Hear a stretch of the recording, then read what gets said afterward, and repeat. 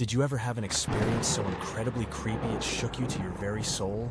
Left you terrified to ever be home alone? Or simply walk in the woods by yourself at night? This unsolved mystery has haunted my sister and I for well over 50 years. Friday night, May 28th, 1967. I was 11 years old, and my dad and my two older brothers had left earlier that day for a long-planned fishing trip in Canada. Back home in Michigan, my mom, my sister, and I were about to experience one of the worst nights of our life. We were planning on extra snacks and games around the TV to counter the loneliness that night of being left behind.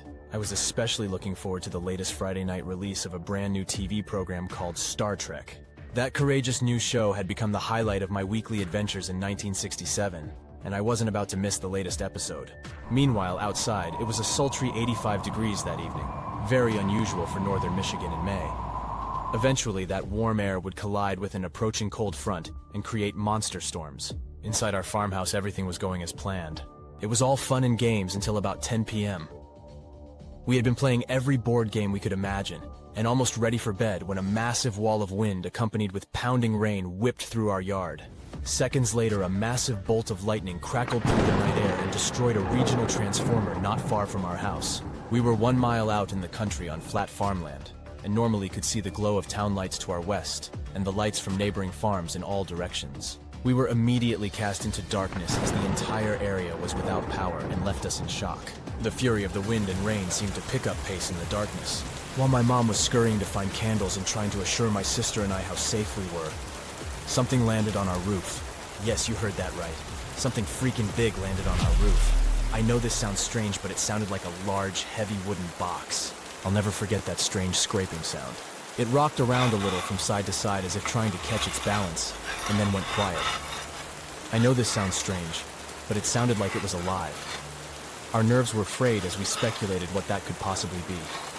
My mom nervously suggested, "Must be a large limb from that willow. This scary stuff always happens when Dad is gone," said my mom.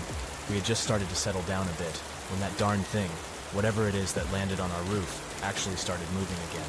Creaking and scratching from side to side first, and then a definite scraping noise forward. "Squirrels! It's gotta be squirrels!" shrieked my mom, who was trying to convince herself as well, my sister and I. She kept squinting through the picture window in total darkness and downpour. Along with the lightning strikes, there were strange rotating flashes of light on our pasture we couldn't explain. All of our cows came running up to fence line nearest the house. For the next hour, the scraping noise would start, then stop. Wait a few minutes. Then start, then stop. "That wind has got a hold of that willow branch and moving it across the roof," claimed my mom, but no one really believed that. The weird thing is, we could estimate where that thing was on our roof as it scratched. It's way from the south end of the house to the far north. I was trying to act brave for my mom and sister's sake, but deep down my imagination was running wild. I refused to look out the windows. Please remember, this was 1967. There was no emergency 911 to call, no rescue vehicles or full-time fire department in my town. The county sheriff was 40 minutes away at best. The only emergency vehicle in our town was the local funeral parlor who got paid by the county to use their hearse as an ambulance when needed. We weren't about to call them. Things were looking bleak. Dad and my older brothers were on their camping trip. The power was out. The old rotary phones were dangerous to even handle in a lightning storm. Our nearest neighbors were a mile away and mostly dairy farmers. They were typically in bed by 9 or 10 p.m. "Maybe I should get the flashlight and go out and check it out," said my mom. My sister was terrified at that thought, and it was probably the easiest thing we ever convinced my mom not to do. Finally, the scraping noise stopped. The wind let up and a gentle rain fell the rest of the night. Somehow, we all managed to drift off to sleep. At the light of day, in full sunshine, we bolted outside to check the damage. We were hoping to see that massive willow branch that must have dropped on the house. Once outside and looking up, we were speechless. No limb, no debris whatsoever on the roof or in the yard, and we could see for hundreds of yards in all directions. If anything had been on that roof, we would be able to see it. Strangely enough, there were asphalt shingles out of place, and corners bent upward on the south end of the house where we first heard the noise. Later, my dad would use the ladder to inspect the roof closely.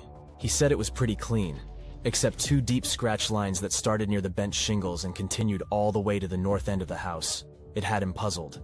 Dad went up on the roof the next day and replaced the bent shingles. It took him forever, and he never said why. He took the old shingles and threw them in the swamp behind the barn. That seemed strange as well. A few nights later, our closest neighbor, Pete Lundstrom, dropped by the house to talk to Dad. Pete instantly started talking about the big storm on Friday night. Said he was just finishing his nightly chores when his cows started bellowing and actually trying to get out of their stalls. He thought the sudden lightning was the reason for their unrest, but in fact the storm had already passed. The cows had fear in their eyes. He finally got his cows settled down, but on his walk back to the house, he noticed some strange flashing lights in the distance. And then, as if the lights saw him staring, they headed his way. Now, I don't believe in them UFOs or none of that crazy stuff, but I swear to God those lights looked like they had been hovering right over top of your house, he told my dad. Must have been one of those weird fireballs or a military copter, I don't know. Not sure what to think. I'm not telling a soul except you. I'd appreciate it if you'd do the same. Certainly was a weird night around here for all of us, my dad agreed while trying to escort Pete back to his vehicle and away from listening ears inside. Pete was almost to his vehicle when he hesitated and turned back around. Almost forgot, said Pete, as he pulled out some shingles from his overall pockets. Found these in my driveway after the storm. Pretty sure they came off your house. Those weird globs keep changing size. Honestly, I'm more than a little spooked by this, said Pete. He jumped in his pickup and sped away. Over 50 years later.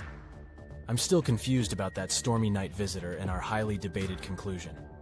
I'm not 100% sure Dad really found those scratch lines or the strange conversation with our neighbor. Dad had a great sense of humor for things like that. My mom and my sister and I tried many times in vain to retell and explain the terror of what took place that night and the terrible thing on the roof.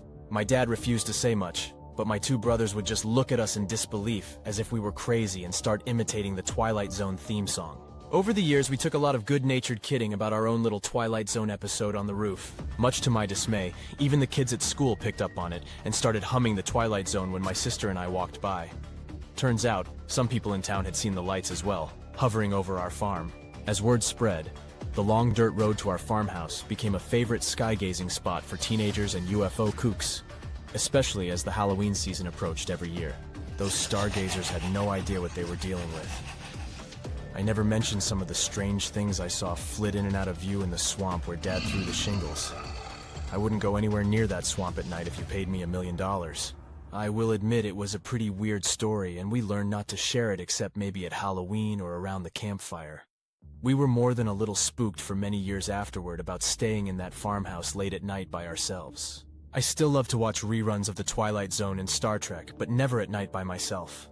And I instinctively stay away from windows. And now, over a half-century later, my sister and I find ourselves reminiscing and sharing with our own kids and grandkids about the good old days in the farmhouse in northern Michigan. When no one else is looking, we turn and ask each other, "So really, what was that thing that landed on our house that night?" I don't think we want to know. If something lands on your roof at night, it's not squirrels. Don't go outside. Wait for morning. If you enjoyed this story, please leave a like on our video and subscribe to our channel, Campfire Creepers. More vintage chillers like this one are coming your way.